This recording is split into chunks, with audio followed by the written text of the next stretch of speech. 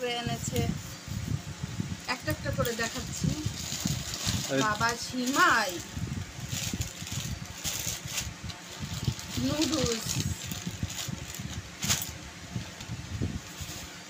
তারপর কি দুধ,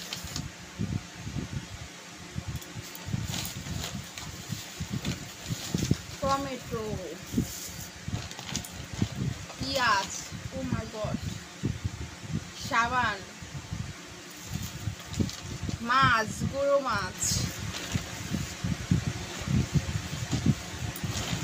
পেঁয়াজগুলো এখানেই থাক না, এইভাবে থাক। পেঁয়াজের পর আর কিছু আছে?